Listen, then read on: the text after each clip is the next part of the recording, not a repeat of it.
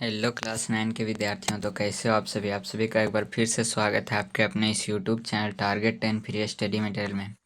आज हम आप लोगों के लिए लेकर के आए आपका जो गणित का एग्ज़ाम होने वाला है 6 मार्च के लिए, उसका इम्पोर्टेंट, बहुत ही ज़्यादा इम्पोर्टेंट क्वेश्चन, जो कि आपके एग्ज़ाम में जैसा क्वेश्चन बताएंगे वैसा सेम क्वेश्चन और सेम ऑप्शन के साथ आपके एग्ज़ाम में ये सारा क्वेश्चन आएगा। तो एक भी क्वेश्चन को मिस मत कीजिएगा और पूरा वीडियो को शुरू से लेकर अंत तक देखिएगा, और साथ ही साथ में अपने सभी दोस्तों के साथ इस वीडियो को शेयर कर दीजिए। चलिए देखेंगे, और जितना भी क्वेश्चन देखेंगे हम आपको बता रहे हैं कि ऑप्शन नंबर, मान लीजिए यहाँ ए में √9 है, बी में पाई, सी में इतना और डी में इतना है, तो आपके एग्ज़ाम में सेम ऑप्शन के साथ ये सारा क्वेश्चन देखने को मिलेगा। बहुत सारा क्वेश्चन को हम मैच कराएंगे और आगे भी बहुत सारा वीडियो आता रहेगा, इसलिए चैनल को सब्सक्राइब कर लीजिए। और वीडियो के डिस्क्रिप्शन बॉक्स में व्हाट्सएप ग्रुप का लिंक दिया हुआ है, वहाँ पे सभी लोग ज़रूर से जुड़ जाइएगा। तो चलिए बिना लेट किए हुए वीडियो को शुरू करते हैं। क्वेश्चन नंबर 1 है, निम्नलिखित में से कौन परिमेय संख्या है? तो आप लोगों को पता होगा, सॉरी परिमेय नहीं, अपरिमेय संख्या पूछ रहा है, तो कौन अपरिमेय संख्या है? तो आप लोग सबसे पहले देख लीजिए, परिमेय संख्या वैसी संख्या जिसे P/Q के रूप में लिख सकते हैं, उसे परिमेय संख्या कहते हैं। तो देखिए, और जो अंडर रूट में ना हो, लेकिन अंडर रूट में यहाँ पे 9 है, तो आप लोगों को पता होगा कि अंडर रूट 9 का वैल्यू 3 होता है, तो इसलिए ये परिमेय संख्या है। यहाँ पे देखिए 225 का वर्गमूल निकालेंगे तो 15 निकलेगा, ये भी परिमेय संख्या 15/1 लिख सकते हैं। इसी तरह से 0.33 भी एक परिमेय संख्या है, तो इसका सही उत्तर हो जाएगा ऑप्शन नंबर बी, पाई, जो कि एक अपरिमेय संख्या है। चलिए अगला क्वेश्चन में हम लोग बढ़ते हैं। अगला क्वेश्चन देखिए, क्वेश्चन नंबर 2, निम्न में से कौन सी संख्या ए और बी के बीच की संख्या? मान लीजिए दो संख्या होता है, कोई भी दिया हुआ है, उसके बीच का संख्या को निकालने का क्या सूत्र है सो पूछ रहा है। तो आप लोग देखिए, इसका सही उत्तर हो जाएगा ऑप्शन नंबर बी। अब कैसे होगा सो देखिए, मान लीजिए दो संख्या, पहली संख्या 2, दूसरी संख्या 4, तो इन दोनों का बीच का संख्या तो आपको अभी पता होगा कि 3 होगा, लेकिन इसे सूत्र से कैसे निकालेंगे? तो हम लोग क्या करते हैं, दोनों को जोड़ करके और 2 से भागा दे दीजिए, तो 4 और 2 6 हो जाएगा, 6/2 बराबर, यहाँ काटेंगे तो 3 आ जाएगा। तो ये फॉर्मूला होता है, इसे आप लोग याद कर लीजिएगा, ये भी आपके एग्जाम में आ सकता है। आगे देखिए, क्वेश्चन नंबर 3 यहाँ पे है, √7 माइनस √5 इंटू में है √7 प्लस √5, इसका वैल्यू कितना होगा? तो आप लोगों का एक फार्मूला पता होगा, a माइनस बी इंटू में a प्लस बी का, इसका सूत्र होता है a² minus b², a² - b²। तो देखिए यहाँ पे a² कितना है, a कितना है √7, तो √7 का स्क्वायर हम लोग करेंगे, और माइनस b² मतलब कितना है b √5, तो √5 का स्क्वायर करेंगे। स्क्वायर से रूट इसमें भी हट जाएगा, इसमें भी स्क्वायर से रूट हट जाएगा, तो बचेगा 7, और 7 - 5, 7 में से 5 जाएगा तो कितना बचेगा 2। ऑप्शन नंबर इसका डी सही उत्तर हो जाएगा। 3 का तीसरा ऑप्शन नंबर डी में 2 है। क्वेश्चन नंबर 4 देखिए, क्वेश्चन नंबर 4 है, 125 का पावर दिया हुआ है यहाँ पे 2/3, इसका वैल्यू पूछ रहा है। तो आप लोगों को ऐसा वैल्यू जब भी पूछे तो 125 है, तो 125 का आपको कर देना है भाज्य गुणनखंड, 5 से डिवाइड होगा, तो 5 दूनी 10, और यहाँ 2 चला जाएगा, 25 5 25, उसके बाद फिर 5 से, तो 5 25, मतलब 5 3 बार है, तो 125 को हम लिख सकते हैं 5 का पावर 3, और इसका होल पावर है 2/3 क्वेश्चन में दिया हुआ। तो 3 से 3 कट जाएगा, तो यहाँ बचेगा 5 का स्क्वायर, तो 5 का स्क्वायर मतलब 5 5 2 बार, 5 गुने 5 5 25, तो इसका ऑप्शन नंबर सी सही उत्तर हो जाएगा। चलिए अगला क्वेश्चन देखते हैं। क्वेश्चन नंबर 15 देखिए, यहाँ पे क्वेश्चन नंबर 15 है, इनमें से कौन एक बहुपद नहीं है? दिया हुआ है यहाँ पे 4 ऑप्शन, इसमें से पूछ रहा है कौन बहुपद नहीं है। तो ऐसा क्वेश्चन जब भी आए तो आपको पता है, आपको ये सिर्फ ध्यान रखना है कि जो अचर संख्या है, मतलब x और y, जो z, ऐसे जो अचर संख्या दिया हुआ रहेगा, ये कभी भी अंडर रूट में नहीं होना चाहिए, और ये बटा के नीचे कभी भी नहीं होना चाहिए। तो इसमें से देखिए, क्वेश्चन में देखिए, यहाँ पे x² है, यहाँ पे x है, ये बटा में मतलब नहीं है, और इसका पावर भी पूर्ण संख्या है, इसलिए ये एक बहुपद है। इसमें देखिए √5 है, यहाँ पे y और x भी इंडिपेंडेंट है, मतलब इसका वैल्यू 1 2 कुछ है। यहाँ पे देखिए बटा में y आ गया, यहाँ पे देखिए 5/, 5/y लिखा हुआ है, इसलिए ये एक बहुपद नहीं है। तो इसका सही उत्तर हो जाएगा ऑप्शन नंबर सी। चलिए क्वेश्चन नंबर 6 देखते हैं। बहुपद 5x+3 का शून्यक होगा। ऐसा क्वेश्चन जब भी पूछे, शून्यक पूछे, तो कुछ नहीं करना है। जो बहुपद दिया रहेगा उसके बराबर में आपको 0 रख देना। जैसे 5x+3 दिया हुआ है तो इसके बराबर आप लोग 0 रख दीजिए, शून्यक जब भी पूछेगा तो। उसके बाद इसमें से x का वैल्यू निकाल देना है। तो देखिए इधर 5x है तो 5x, इधर प्लस में 3 है, बराबर के उधर जाएगा -3 हो जाएगा। तो फिर यहाँ x है तो x, यहाँ 5 गुना में है, बराबर के उधर जाएगा तो भागा में चल जाएगा। तो -3/5 ऑप्शन देखिए, -3/5 ऑप्शन नंबर बी में, इसलिए इसका ऑप्शन बी सही उत्तर हो जाएगा। आगे देखिए क्वेश्चन नंबर 7 में देखते हैं। यदि px बराबर दिया हुआ है इतना, x³ +x² +x+1, तो p-1 का मान होगा। ऐसा क्वेश्चन जब भी पूछे तो आपको इसमें से कुछ नहीं करना है। p-1 पूछ रहा है ना, तो जहाँ जहाँ x है इस बहुपद में, वहाँ वहाँ -1 बैठा देना है। तो देखिए यहाँ पे शुरू से देखते हैं। -1 का क्यूब x के जगह बैठा दिए, प्लस x² है तो -1 का स्क्वायर, और उसके बाद यहाँ पे देखिए प्लस x है तो -x बैठाएंगे तो यहाँ पे हो जाएगा -1 और +1। तो देखिए -1 का क्यूब कितना होगा, -1। उसके बाद यहाँ पे देखिएगा -1 का स्क्वायर +1 होगा, नीचे -1 है और +1 है। -1 से +1 खत्म, फिर -1 से +1 खत्म, मतलब इसका आंसर ऑप्शन नंबर बी हो जाएगा 0। चलिए क्वेश्चन नंबर 8 देखते हैं। एक बहुपद दिया हुआ है, इसका गुणनखंड पूछ रहा है। तो देखिए यह एक बहुपद है, इसका गुणनखंड करना है। तो देखिए गुणनखंड करते हैं। x² + 5x और +6 है। बीच वाला को ऐसा तोड़ना है कि गुना करने पर साइड के बराबर आ जाए और जोड़ने या घटाने पर यही संख्या 5x आ जाए। तो देखिए तोड़ते हैं। सबसे पहले x² है तो x², उसके बाद 5x को तोड़ना है, तो इसको हम लोग लिख सकते हैं 2x + 3x। 3x और 2x 5x होता है, और दोनों को गुना करने पर 6x² भी हो जाएगा। अब बगल में 6 है तो 6, यहाँ पे 6 लिख देते हैं हम लोग। उसके बाद इन दोनों में से कॉमन लेना है और इन दोनों में से कॉमन लेना है। इन दोनों में देखिए क्या कॉमन है, x कॉमन है, तो x कॉमन लीजिए। यहाँ पे बच जाएगा x, और यहाँ से x कॉमन लेंगे तो बच जाएगा 2। यहाँ से कॉमन लीजिए, यहाँ से 3 कॉमन लिया आएगा। उसके बाद यहाँ पे बच जाएगा x, और फिर यहाँ से 6 है तो 3 कॉमन हो गया, तो 3 2 जा 6, यहाँ पे हो जाएगा 2। तो कितना आया था, सारा मिट गया। चलिए कोई बात नहीं, हम लोग देख लेते हैं फिर से। यहाँ पे था x² + 5x + 6, तो कुछ नहीं करना है। यहाँ से इसको हम लोग तोड़ लिए थे 2x और +3x में। उसके बाद प्लस में यहाँ पे 6 था, इससे कॉमन लिए थे हम लोग x, तो यहाँ पे बच गया था x और प्लस में 2। इसके बाद फिर यहाँ से हम लोग कॉमन लिए थे प्लस का 3, तो यहाँ पे बच गया था x प्लस का, यहाँ पे 2 बच गया था। तो यहाँ पे देखिए इसमें से x + 3 लिखिए एक बार, और एक बार x + 2 दोनों जगह है, तो x + 2, x + 3 और x + 2 कौन सा ऑप्शन में है देख लीजिए। यहाँ पे देखिए x + 2 और x + 3, ऑप्शन नंबर सी सही है। तो इसका सही उत्तर हो जाएगा ऑप्शन नंबर सी। आसान आसान क्वेश्चन रहेगा, इसे आप लोगों को घबराना नहीं है देख करके बिल्कुल भी। अगला क्वेश्चन लिखिए, y अक्ष पर स्थित किसी बिंदु का निर्देशांक निम्न में से किस रूप में होगा। y अक्ष पे पूछ रहे, देखिए ऐसे, तो इस अक्ष पे पूछ रहे, तो इस अक्ष पे कभी भी x का मान 0 होता है, और जो भी वैल्यू होगा वो y का होगा, इसलिए इसका ऑप्शन नंबर बी सही हो जाएगा, 0, y। आगे बढ़ते हैं क्वेश्चन नंबर 10।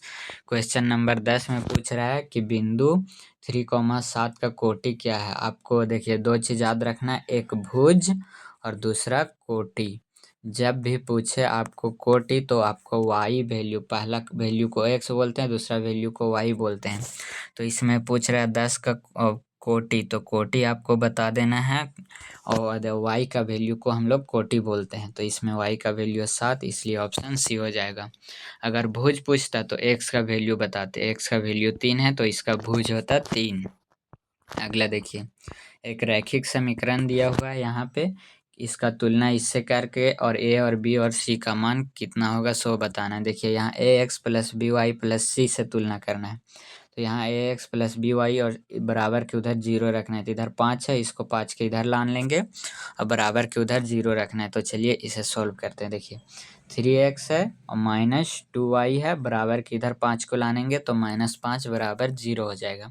अब इसको इससे तुलना करना है, x के बगल में जो होगा उसको a बोलेंगे, तो x के बगल में 3 है, y के बगल को b बोलेंगे, y के बगल में -2 है और c के मतलब c खाली रहेगा, तो यहाँ पे c कितना है -5।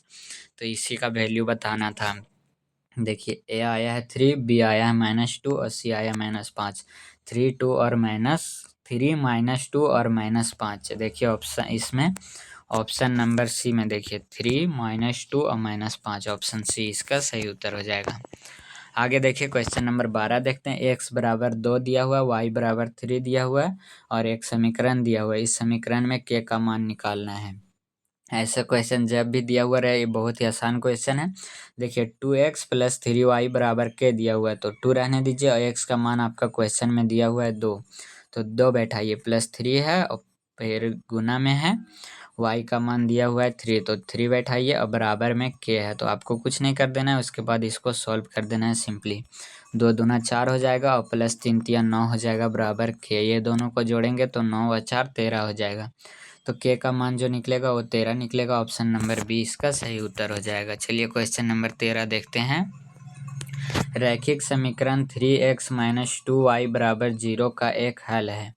इसका हल कौन सा होगा? ऐसा क्वेश्चन जब भी आपको एग्जाम में आएगा तो आपको लॉन्ग मेथड से नहीं बनाना है, आपको शॉर्ट मेथड एक बताते हैं उससे बनाइएगा। देखिए बराबर के इधर 0 है तो यहाँ x का मान रखना है और y के जगह y का मान।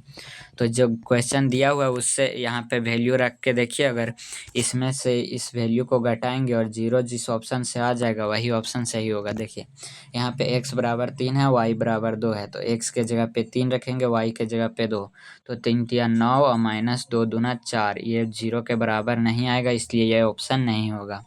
अगला ऑप्शन देखिए x बराबर 3 और y बराबर -2, तो x के जगह 3 रखेंगे, 3 तिया 9 और माइनस क्वेश्चन में है, -y का भी वैल्यू होती है, प्लस हो जाएगा 2 दूना 4, ये भी 0 के बराबर नहीं आ रहा है, ये भी आंसर नहीं होगा। उसके बाद अगला क्वेश्चन देखिए, ऑप्शन नंबर सी ऑप्शन क्या दिया हुआ है सो देखिए।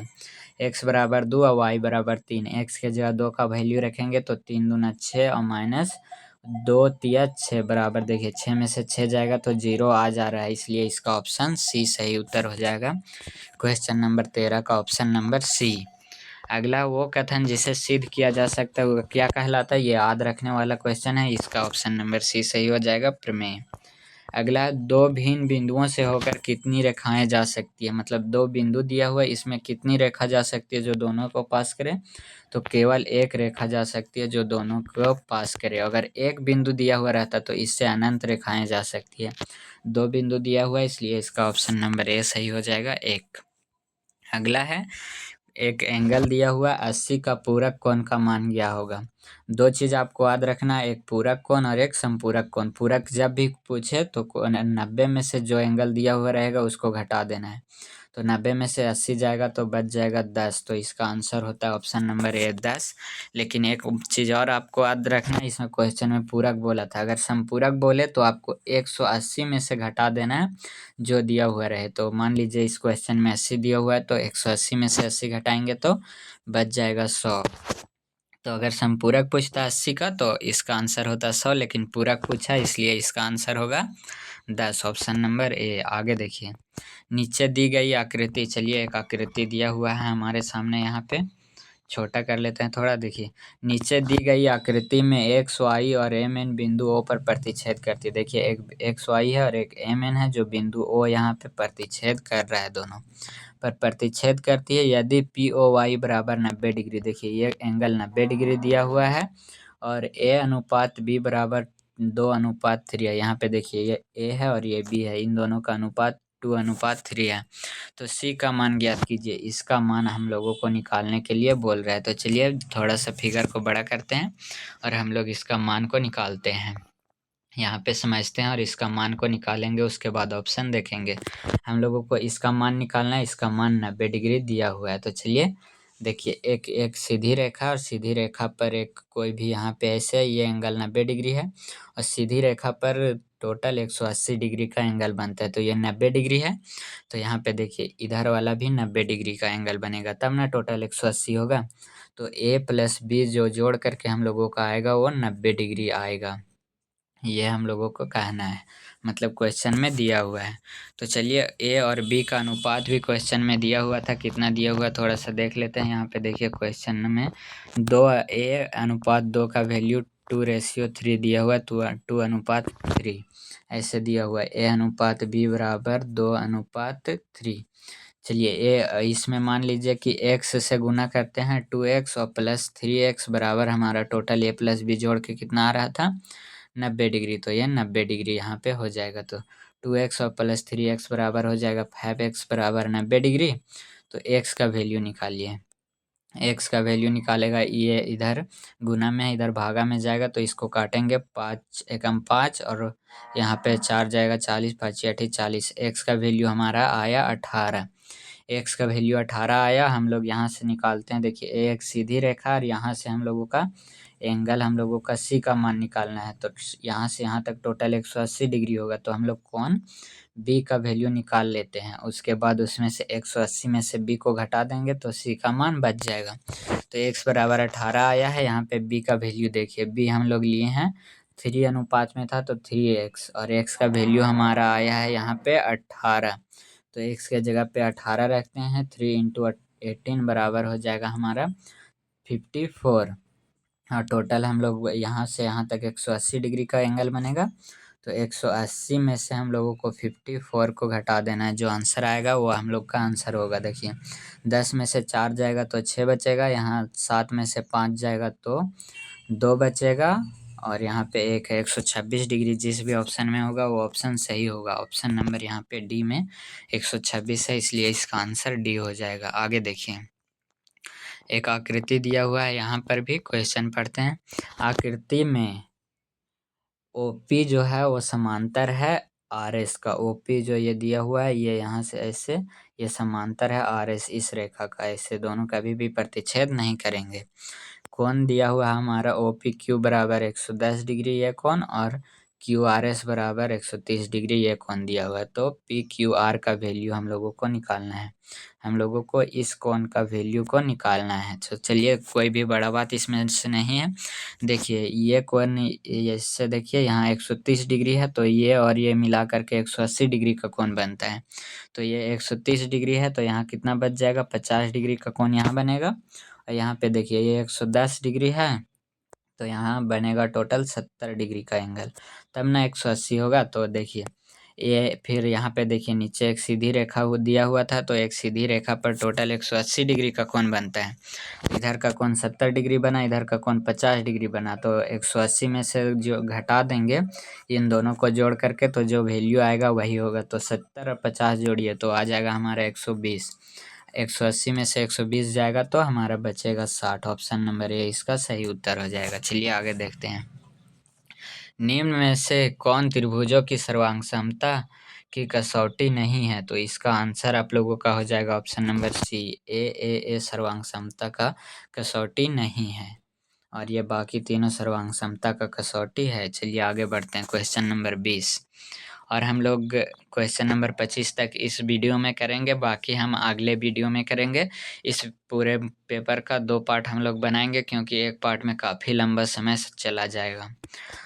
चलिए इसमें देखिए एक ट्रायंगल दिया हुआ है ए बी सी में, ए बी बराबर ए सी है। चलिए एक ट्रायंगल बनाते हैं। पहले एक ट्रायंगल मान लीजिए ये है ए बी और सी। ए बी बराबर ए सी मतलब ये और ये भुजा बराबर है, और कोण बी बराबर 70 डिग्री है। इसका मान 70 डिग्री दिया हुआ है, तो कोण ए का मान पूछ रहा है, इसका मान।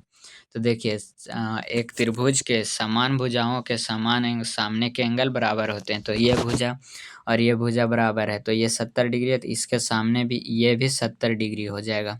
उसके बाद आपको पता होगा कि एक ट्रायंगल के सभी कोणों का योग 180 डिग्री होता है। तो 2 कोण दिया हुआ 70 और 70, तो तीसरा कितना होगा 180 में से दोनों को जोड़ के घटा देंगे, तो दोनों को जोड़ेंगे तो 140 हो जाएगा।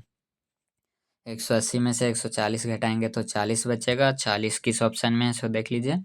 यहाँ पे देखिए 40 ऑप्शन नंबर ए में सही है, तो इसका आंसर हो जाएगा ऑप्शन नंबर ए। चलिए आगे बढ़ते हैं। एक चतुर्भुज के कोण, एक चतुर्भुज दिया हुआ है उसका कोण इस अनुपात में है। चतुर्भुज मतलब कोई भी चतुर्भुज ले लीजिए, उसका अनुपात दिया हुआ है। इस चतुर्भुज में सबसे बड़े कोण का मान होगा। चतुर्भुज ऐसा नहीं होगा, इसका तो सब 90-90 डिग्री का मान हो जाएगा। एक चतुर्भुज कोई भी देख लीजिए, मान लीजिए कि इस प्रकार से कोई चतुर्भुज एक दिया हुआ है, इसमें से सबसे बड़ा कोण का मान पूछ रहा है। मान यहाँ पे सबसे बड़ा कोण है 8, तो इसका मान पूछेगा। तो चलिए पहले हम लोग जानते हैं कि एक चतुर्भुज के टोटल कोण 360 डिग्री होता है और उसका अनुपात यहाँ पे दिया हुआ है। तो सब में x लगा के हम लोग 360 के बराबर कर देते हैं। 2x plus 3x plus 5x और प्लस 8x बराबर हो जाएगा हमारा 360। पूछेगा कि ऐसा क्यों किए, तो हम लोग यहाँ पे x का मान निकालने के लिए किए हैं। x का मान निकल जाएगा तो इसको इस वैल्यू में रख देंगे, उसके बाद इसका वैल्यू निकल जाएगा तो सबसे बड़ा कौन निकल जाएगा। तो जोड़िए 2x और प्लस 3x 5x और 5x 10x, 10 और 8 18x, मतलब 18x बराबर हमारा हो जाएगा टोटल कितना 360 डिग्री। तो ये गुना में इधर भागा में जाएगा, तो यहीं से हम लोग काटते हैं। 18 से 18 दूनी 36 और एक जीरो है तो एक जीरो। x का मान हमारा कितना आया देख लीजिए, x का मान हमारा आया 20, x बराबर 20 आया। तो सबसे बड़ा कौन कितना था 8x, तो 8 और x का मान यहाँ पे रख दीजिए 20, तो 8 दूनी 16, 160 डिग्री जो ऑप्शन में होगा वो सही होगा। ऑप्शन नंबर सी इसका सही उत्तर हो जाएगा। आगे देखिए, निम्न में से किसके विकर्ण समकोण पर समद्विभाजित होते हैं, तो इसका आंसर हो जाएगा ऑप्शन नंबर ए समचतुर्भुज का। उसके बाद आगे देखते हैं, क्वेश्चन नंबर 23 है, आयत के भुजाओं के मध्य को मिलाने से बनने वाला चतुर्भुज होगा। मान लीजिए एक आयत है, उसके मध्य बिंदु को हम लोग मिला रहे हैं। इसका मध्य बिंदु यहाँ, यहाँ और यहाँ और यहाँ, इसको मिलाएंगे तो ये जो चतुर्भुज बनेगा ये किस प्रकार का चतुर्भुज होगा सो पूछ रहा है। तो ये एक देख लीजिए चारों कोना बराबर आ रहा है इसका, तो इसलिए ये समचतुर्भुज बनेगा। ऑप्शन ए सही हो गया। क्वेश्चन नंबर 24 देखिए, एक आकृति दिया हुआ, आकृति में ABCD एक समांतर चतुर्भुज है जिसमें BC का मान यहाँ पे देख लीजिए 12 सेंटीमीटर दिया हुआ है और AE का मान 6 सेंटीमीटर दिया हुआ है। तो समांतर चतुर्भुज का क्षेत्रफल होगा। समांतर चतुर्भुज का क्षेत्रफल का फॉर्मूला आप लोग जानते हैं, आधार गुने ऊंचाई। तो यहाँ पे हो जाएगा आधार 12 है, ऊंचाई 6 है, 12 को 6 से गुना करेंगे तो 72 centimetre square. Option number C इसका सही उत्तर हो जाएगा। चलिए आज का अंतिम क्वेश्चन को देख लेते हैं। आज का आखिरी क्वेश्चन है, एक समांतर चतुर्भुज और एक त्रिभुज एक ही आधार पर, एक समांतर चतुर्भुज है कोई भी और एक त्रिभुज है एक ही आधार पर स्थित है। त्रिभुज का क्षेत्रफल 12 सेंटीमीटर है तो समांतर चतुर्भुज का क्षेत्रफल होगा। ये थ्योरम में आप लोग पढ़े होंगे, आधार सेम है और समांतर रेखा के बीच में बना हुआ है। तो त्रिभुज का क्षेत्रफल जो होता है वो जो चतुर्भुज का क्षेत्रफल होता है समांतर चतुर्भुज उसके आधा होता है। तो त्रिभुज 12 है तो जो समांतर चतुर्भुज है उसका क्षेत्रफल इसका 2 गुना होगा, तो 12 दूना 24, इसलिए इसका ऑप्शन नंबर सी सही हो जाएगा। तो इस वीडियो को अपने दोस्तों के साथ शेयर कर दीजिए, बाकी फिर मिलेंगे किसी नेक्स्ट वीडियो में। और हाँ, आज शाम में मिल रहे हैं आपके एडमिट कार्ड के साथ, इसी चैनल पे आपका एडमिट कार्ड कैसा होगा उसका रिव्यू करने के लिए, तो शाम में ज़रूर जुड़िएगा। तो चलिए फिर मिलेंगे किसी नेक्स्ट वीडियो में, तब तक के लिए धन्यवाद।